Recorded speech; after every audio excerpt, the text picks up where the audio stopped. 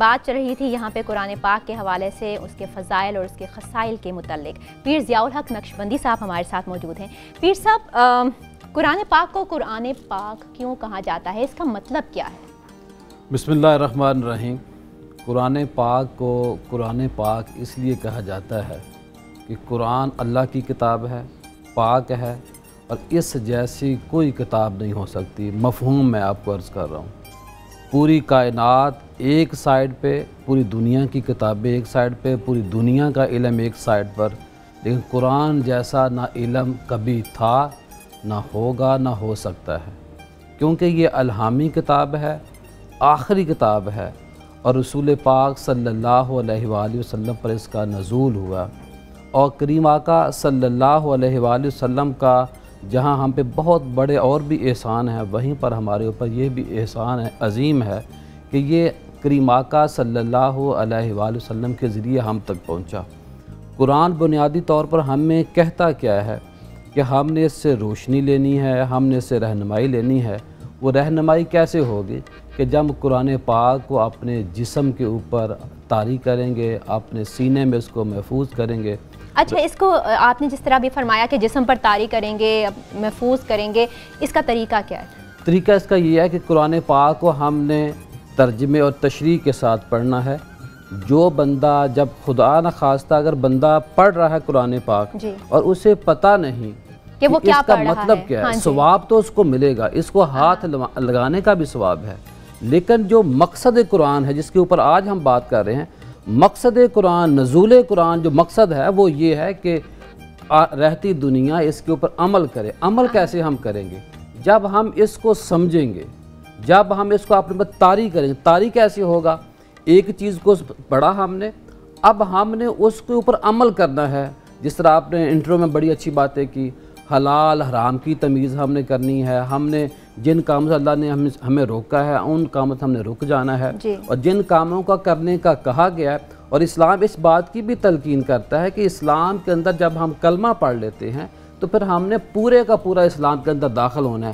مسلم شریف کی حدیث ہے، نبی پاک صلی اللہ علیہ وسلم نے فرمایا کہ قرآن شفا ہے۔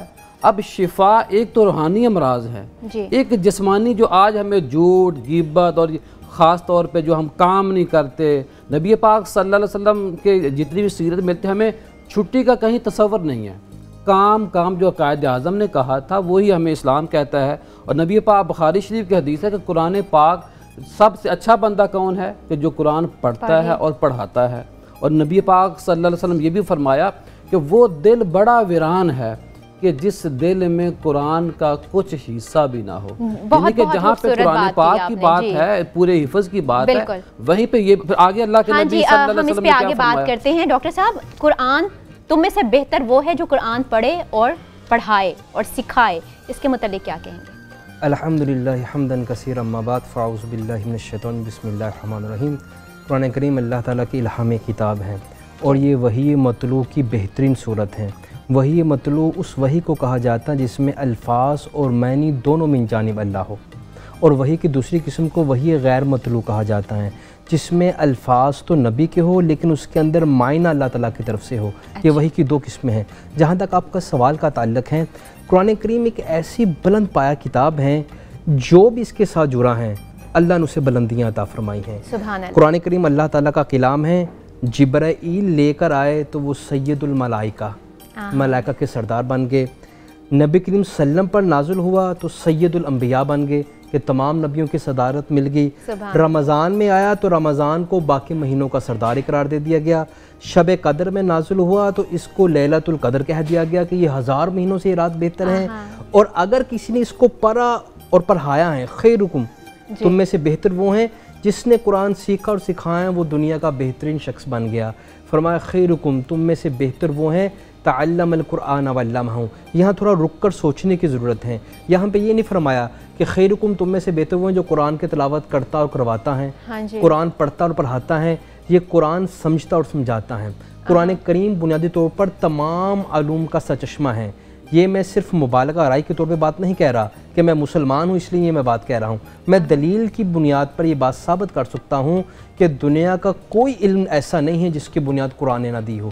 عرب کا جاہل معاشرہ ہے جس کے اندر گنتی کا کوئی تصور بھی نہیں ہے.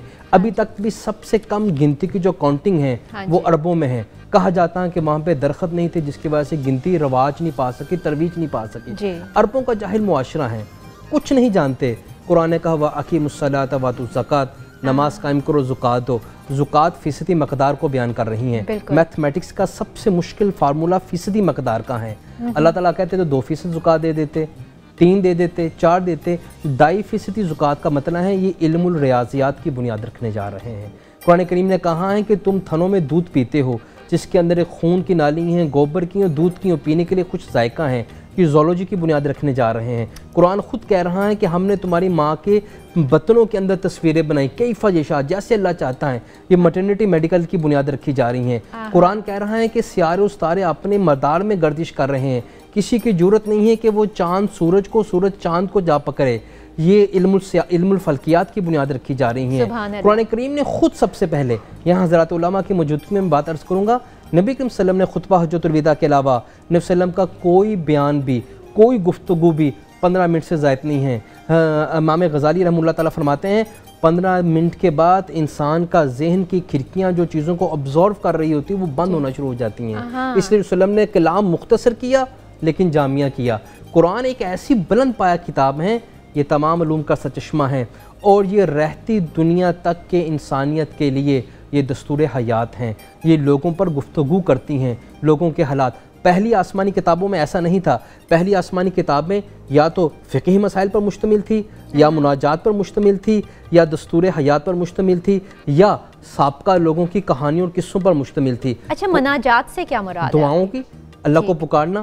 لیکن قرآن کریم ایسی بلند پایہ کتاب ہے جس نے سب چیزوں کو سمویا ہے. اس میں علم الفلکیات بھی ہیں, اس میں تاریخ بھی ہیں, اس میں ریاضیات بھی ہیں, اس میں مناجات بھی ہیں, اس میں لینے کا بھی طریقہ ہے. پورے قرآن کریم کا خلاصہ و پریمبل سورۃ الفاتحہ ہیں.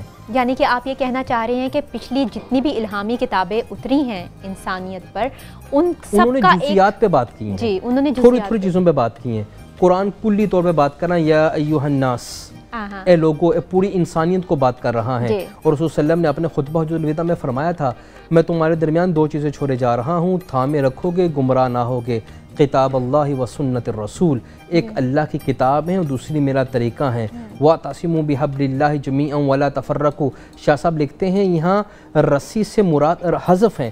رسی سے مراد یہ ہے کہ تم لوگ اللہ کے دین کو مضبوطی سے تھام لو اور تفرقے میں نہ پڑو. جی, میں اسی بات کو آگے بڑھاؤں گی. اللہ کی رسی کو مضبوطی سے تھامے رکھو اور تفرقے میں مت پڑو. اللہ کی رسی قرآن پاک ہے, یا اس کے ساتھ ہم کسی اور چیز کو, کسی اور بات کو بھی ایڈ کر سکتے ہیں؟